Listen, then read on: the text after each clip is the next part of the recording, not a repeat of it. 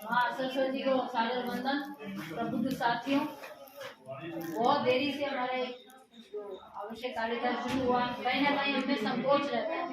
हम सभी टीचर्स हैं, तो अपन सब टीचर स्टूडेंट्स के सामने भी आराम से बोलते हैं, तो हमारे अंदर जो हम सब 10-15 जने बोल रहे हैं कुछ भी, उसके अलावा भी हमें संकोच होना ही नहीं चाहिए। एक तो हमारा व्यवसाय ऐसा है, तो अपन को फेस किसको करना है, एक दूसरे को तो करना है। तो जिसे किसी भी तरीके की नहीं होनी चाहिए। आप बेबाक होकर एकदम अपने पूरे आत्मविश्वास के साथ अपनी बात को प्रस्तुत कीजिए। बोलना किसको है, आपको और मेरे को, सुनना किससे, आपको मेरे को, तो संकोच किस चीज का। हमारा जो आज का हमारा विषय है, परसों भी हमारा सीखने के दक्ष था, और आज भी हमारा जो मेन जो है अधिगम संकेतक। अधिगम का मतलब सीखना, क्या सीख रहा है और कितना उसका आउटपुट आ रहा है। अधिगम का अर्थ क्या होता है, मतलब सीखना और क्या सीख रहा है और कितना उसका आउटपुट आ रहा है।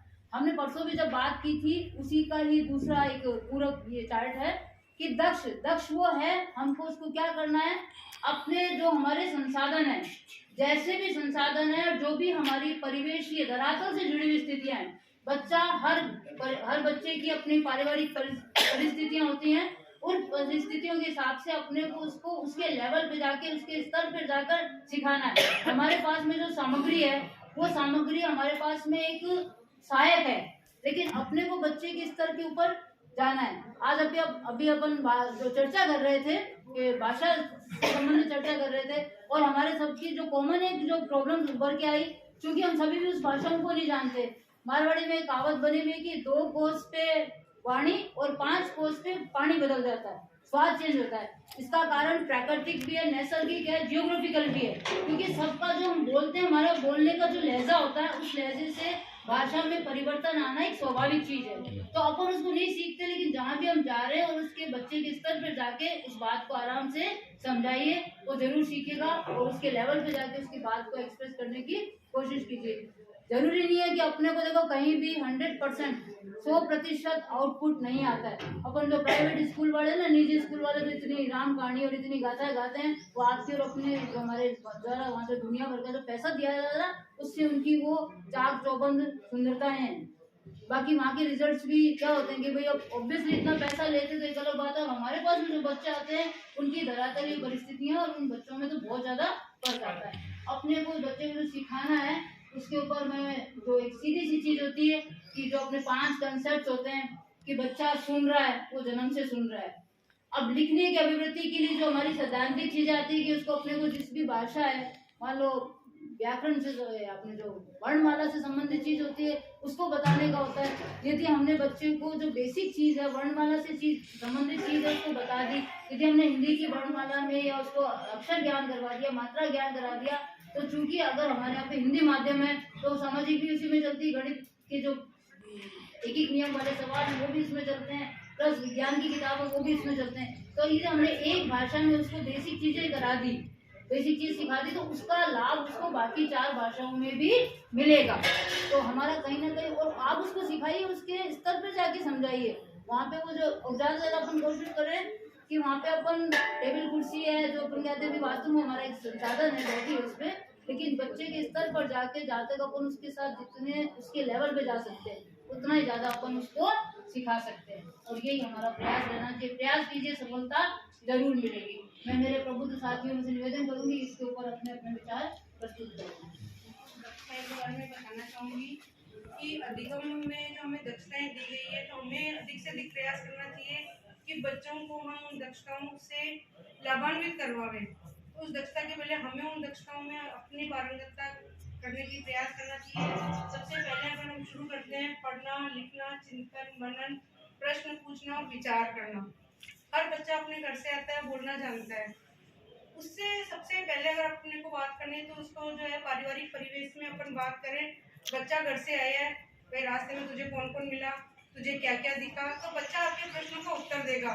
फिर अगर एक दिन आप नहीं आए, तो बच्चा आपसे प्रश्न करेगा, मैडम जी काल तो आया ही नहीं। तो इसका मतलब उसमें हुआ कि प्रश्न पूछने की दक्षता आप उसको, हमारी जो चेकलिस्ट दी हुई वो कहती है वो अनवरत है, सतत है। तो हमने ही जान लिया कि बच्चा, आपने बच्चे से कहा बच्चा कुर्सी इधर लाना, तो इसका मतलब है कि बच्चे ने आपकी बात सुनी। अगर वो कुर्सी लेके आ गया, तो तो सुनी और सुनने के बाद में समझ गया वो बच्चा। तो ये दक्षताएं हमें, अगर अपन कहेंगे कि देख तू कल आएगा ना तो देख के ना तेरे घर पे कौन कौन जने क्या क्या काम करते हैं, तो घर जाके सुबह से शाम तक वो अवलोकन करता है कि कल मैडम ने बताना है ना। तो ये दक्षताएं जो है, लिखना सबसे बात की है। आप जब उसको लिखने में शुरुआत कराएंगे तो बच्चे को पहले इस तरह के शब्द लिखवाएं या इस तरह के जो आकृतियां हैं, वक्राकार है, सीधी रेखा खींचना है, जो भी है, तो सबसे पहला ये है कि उसको अपन प्रैक्टिस के लिए उसको पेंसिल पकड़ना, चौक पकड़ना, ये सब चीजें सिखाएंगे। तो ऐसे वो मनन, चिंतन, प्रश्न पूछना, फिर धीरे धीरे उसका आता है लास्ट में विचार व्यक्त करना।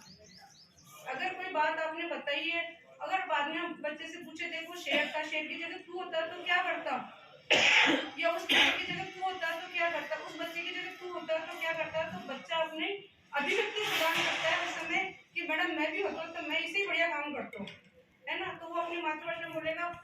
और ये मातृभाषा वाली जो सुबह बात चली, मैं उसको थोड़ा जोड़ना चाहूंगी कि बच्चे को हिंदी आनी चाहिए। हमें हिंदी सब्जेक्ट दिया है, हिंदी पढ़ानी है हमको, लेकिन अगर वो बच्चा मातृभाषा में बोल रहा है तो उसको कभी डांटना डपटना नहीं है अपने को।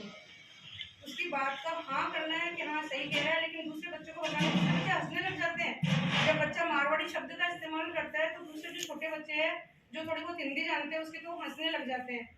तो फिर उस बच्चे को शाबाशी देके उसको उसका हिंदी का अर्थ बता के हम उसको अपनी मातृभाषा से हिंदी पर ला सकते हैं, ऐसा है। फिर इसके बाद जो दूसरा टॉपिक है हमारा सीखने के प्रतिबल।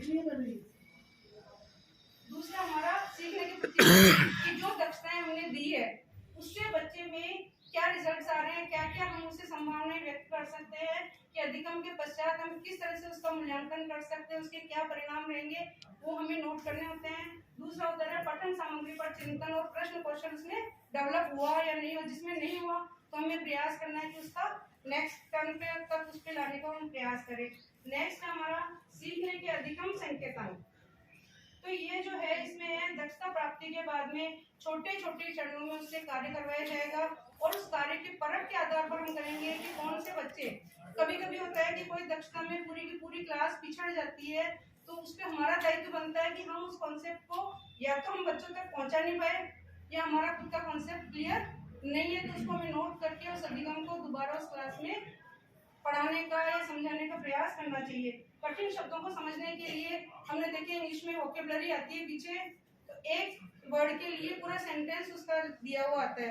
तो जब हम इंग्लिश पढ़ाते हैं तो हम पूरा बच्चे सेंटेंस में समझते नहीं, हम केवल क्या करते हैं वोकेबलरी लिखाया उसका अर्थ समझा दिया। लेकिन वो जो सेंटेंस होता है सिंपल लैंग्वेज में होता है, तो उसको सिंपल लैंग्वेज वाले को भी हिंदी में करके अगर अपन बच्चे को बताते हैं तो वो हमारे हिंदी में भी काम आएगा और इंग्लिश में भी काम आएगा। तो कठिन जो चरण है हमारे पढ़ाई के, उन कठिन चरण को हम सरल करके उन तक पहुंचाने का प्रयास कर सकते हैं। फिर इसके बाद में छोटे छोटे प्रश्नों के माध्यम से विषय वस्तु को समझाना। यहाँ में थोड़ा मैं सामाजिक की हूँ तो मैं सामाजिक पे लाना चाहूंगी कि जब भी हम पढ़ाते हैं बच्चों को, हमारी जो पुरानी पद्धति है, मुझे नहीं मालूम है कि कौन कैसे पढ़ाता है, पर बच्चे को थोड़ा सा ही पढ़ाना चाहिए।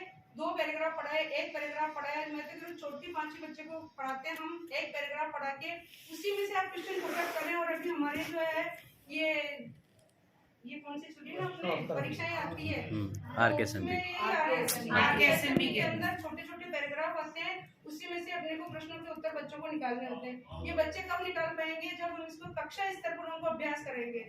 तो ये है कि 5 लाइन का जो पैराग्राफ हम बच्चों को लिखेंगे उसी को पहले सबसे पढ़वाओ, उसी में से आप क्वेश्चन पुटअप करो और एक एक लाइन में से अगर 2 क्वेश्चन भी बनते हैं, 2 तरीके से भी हम उनको समझाएंगे तो एक तो इसके फायदे होंगे, एक तो उस बच्चे का कॉन्सेप्ट क्लियर हो जाएगा जो हम चाह रहे हैं। दूसरा ये होगा कि बच्चे को किसी भी तरीके से उसको घुमा फिरा के पूछो तो उसकी समझ बढ़ेगी और बच्चे में सबसे बड़ी बात जो है उसमें रुचि जागृत होगी उस टीचर के प्रति भी और उस विषय के प्रति भी। तो हमें प्रयास से करना है कि जितनी भी दक्षताएं हैं उन्हें बच्चों तक उनके स्तर तक उतार कर उनको अपनेपन से जैसे भी हो तो वो हमें उनको समझाने की प्रयास करना चाहिए।